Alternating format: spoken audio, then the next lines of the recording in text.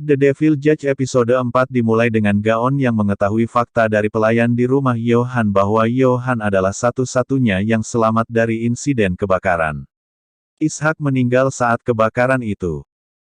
Presenter saluran TV senang atas keberhasilan persidangan Yohan. Banyak penonton menyaksikan siaran saluran TV mereka, sehingga peringkatnya tinggi.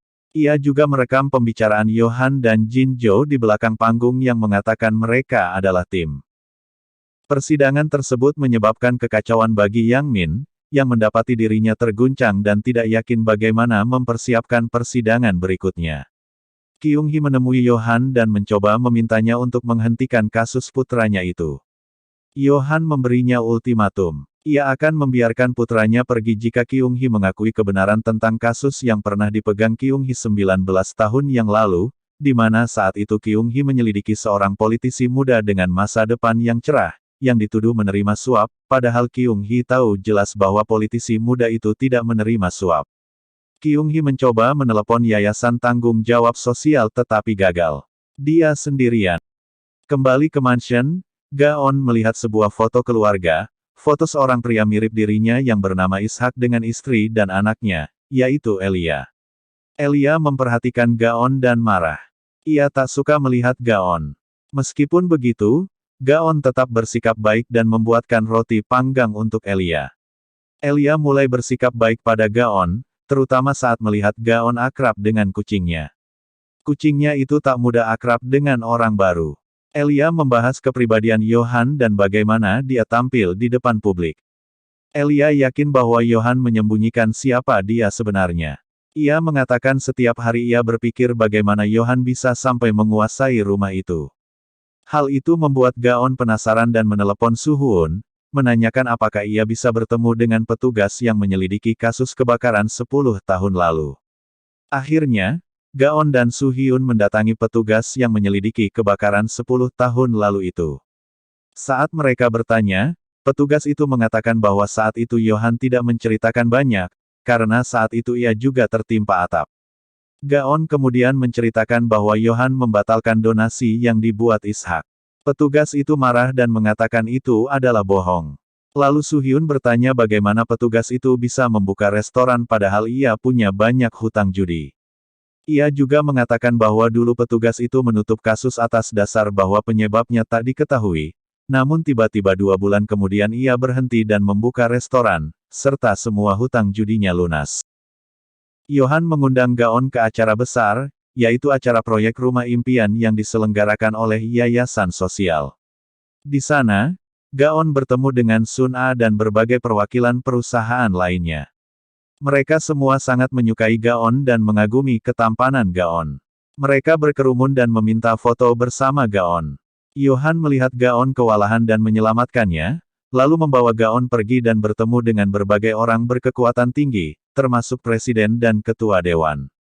Saat makan bersama, ketua dewan, Jong Hak, melecehkan seorang pelayan. Sun A melihat hal itu. Sun A lalu menarik Jong Hak keluar, dan menamparnya. Sun A mengingatkan siapa dirinya, dan memaksanya untuk bertobat. Jong Hak pun memukul kepalanya sendiri berulang kali di lantai sambil berkata ia akan bertobat. Jong Hak menyebut dirinya adalah seekor anjing dan ia akan tunduk pada Sun A. Kembali ke pesta, Yohan tertawa bersama yang lain saat mereka semua menikmati korupsi mereka. Gaon hanya bisa melihat mereka dengan jijik. Ia lalu beristirahat sejenak untuk menenangkan diri di kamar mandi. Di luar, Sun A menunggunya dan berbicara tentang kebakaran di gereja 10 tahun yang lalu. Dia menyebutkan bahwa di hari terjadinya kebakaran, Ishak menandatangani kontrak akan mendonasikan seluruh kekayaannya pada yayasan sosial. Ishak dan istrinya meninggal dalam kebakaran itu, sementara Yohan selamat. Hal pertama yang dilakukan Yohan saat itu adalah membatalkan donasi yang dibuat Ishak, dengan membawa catatan dokter yang menyatakan bahwa Ishak memiliki pikiran yang lemah dan tidak dapat membuat keputusan yang tepat. Mengingat saudaranya baru saja meninggal, langkah yang dilakukan Yohan itu sepertinya cukup mencurigakan. Apa yang didengarnya dari Sun A itu menimbulkan lebih banyak keraguan di benak Gaon. Kyung Hee menemukan dirinya terjebak dalam posisi yang sulit dan tidak yakin bagaimana menghadapi orang banyak yang gaduh, dan situasi putranya di pengadilan. Kyung Hee tidak punya pilihan selain mengadakan konferensi pers darurat dan mengatakan bahwa ia minta maaf atas perilaku anaknya. Ia mendukung hukum yang adil. Siapa yang bersalah harus dihukum. Hal itu membuat suaminya dan Yang Min terkejut dan khawatir. Sidang langsung kedua untuk Yang Min kemudian dimulai. Pembela mengambil sikap berbeda kali ini. Ia mengatakan Yang Min kurang perhatian karena kedua orang tuanya harus menghabiskan waktu untuk mengabdi pada negara. Ia mengangkat hal tentang laporan psikologi anak. Di belakang ini, Yohan menetapkan ide, flagellation sebagai hukuman, yang artinya kekerasan fisik, yang cukup subjektif. Masyarakat dengan suara bulat memilih mendukung hukuman 30 kali cambuk untuk Yang Min. Agar transparan, Yohan mengatakan proses hukumannya akan disiarkan secara langsung, dan akan dieksekusi oleh Menteri Kehakiman. Kyung Hee berada dalam dilema. Hal terburuk adalah, dirinya sebagai Menteri Kehakiman, harus menandatangani sendiri surat keputusan agar hukuman terhadap Yang Min dapat dilakukan. Itu adalah hal yang sulit baginya, namun ia menandatanganinya juga. Saat eksekusi hukuman cambuk dilakukan dan disiarkan langsung, sebagian orang bersenang-senang, bertepuk tangan dan bersorak untuk tatanan dunia hukum yang baru itu. Gaon mau tidak mau kembali ke mansion dan menghadapi Yohan. Ia menyebut Yohan kejam, dan menanyainya tentang Ishak.